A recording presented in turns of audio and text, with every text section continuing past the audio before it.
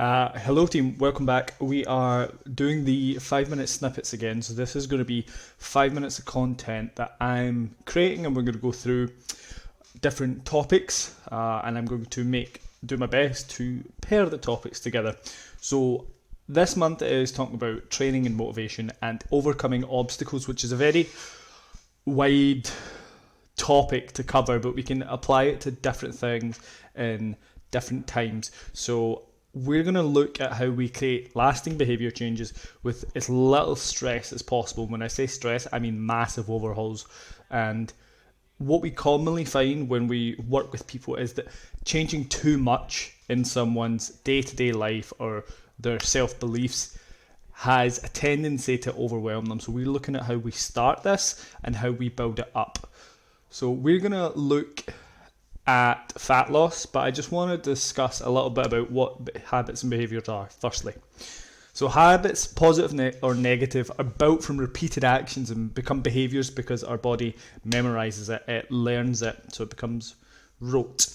And the process to changing this is unpacking why you've done that or why you're performing that behaviour. So that could be emotional, it could be habitual, or it could be because you believe that you need to do this. So someone that believes they have to have low carb to lose body fat, that's why they're doing that. But it's also causing behaviours that are maybe negative, like they think donuts is the devil when donuts are clearly the best thing ever.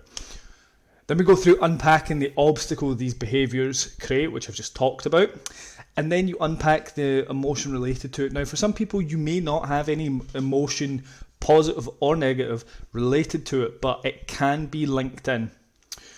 Now, what do you need to do? Well, it's the easiest thing to say, just get started, but you do just need to start. But you need to start with clear, small objectives. What do we mean by that? Well, as you see in the next slide, we're going to look at 8 kilogram of fat loss. Well, you start with 1 kilogram, half a kilogram, and it adds up, because the behaviours that get you to lose half a kilogram are the same behaviours that get you to lose 8 kilograms, but on a smaller, more manageable scale. Now, reflecting on the process, if you've followed my content for any amount of time, you'll understand that I am a big believer on the check-in, on the follow-through process, and understanding why things happen. And you need to accept you're going to make mistakes. It's just part and parcel of it all. You're going to fuck up. And you need to allow yourself to do that and reflect on it. Now, without further ado, let's go to it. So, goal, fat loss. Not specific enough. Like, what does that mean? Like, if I go to a restaurant and they say, how do you want your steak? I want it cooked. Well, what does cooked mean? How many kilograms would you like to lose? What time frame would you like it to occur in? You need to pick a range. 20 weeks. What if you're in a coma for 5 of those weeks? What happens then? You probably lose a fair amount of weight, to be fair, but I don't recommend putting yourself in a coma just to lose a couple of kilos. So you need to get very specific with this. You have to understand when and what time frame you want it to occur in, and then you have to go into the behaviours. What behaviours do you currently have that you are going to find that will help you? And what behaviours do you have that maybe you're not going to be helped with? So let's look at some positive behaviours. You train 3 to 5 times a week. So you're invested in your training. That shows that you are interested in at least being active, which is great. You enjoy focusing on protein, whether or not that's just because you enjoy protein or for other reasons, but protein is very filling and it helps keep you on track. I find, and my clients find, with meals if you base it around protein. So negative behaviours. You don't understand the difference between full and satiated. So full is like, my glass is full, all right? I can't take any more. Satiated is, I'm almost full, there's a little bit to go, but I've enjoyed this much of it. You eat out of boredom or habit, which affects the ability to understand the above. They're all linked in. And then you have an all or nothing mindset. You're either on it or off it. Diet starts Monday. Clearing the cupboard out, getting rid of it all, these kind of things. Whilst that last example can work, it's more about having a long-term behaviour change mindset rather than, I'm not going to eat any of these for the next 16 weeks and then I can just go back to normal afterwards. No, you're making changes to your body with this. Now let's look at the process. Your weight loss goal is 8 kilograms over 16 to 20 weeks. which works out at 0.4 to 0.5 kilograms lost per week. We're also going to use measurements and photos to confirm your progress, so we're not just focusing on one type of process. We're focusing on increasing workout performance to maintain or build muscle so you look better naked, yeah. And it's also really important because sometimes scale weight won't change and there will be stalls. It doesn't mean that what you're doing isn't working, it just means that your body is adapting to it. And you have to have other metrics that will help you. That's why my clients have multiple metrics to focus on.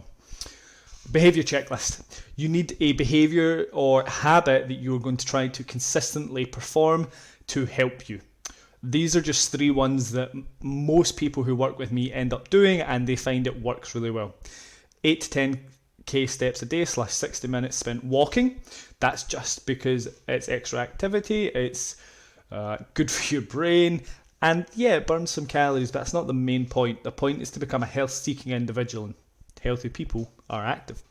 Protein 3 to 5 times a day is purely because they are going to be more full, and it's easier to base your meals around protein and then add other stuff in.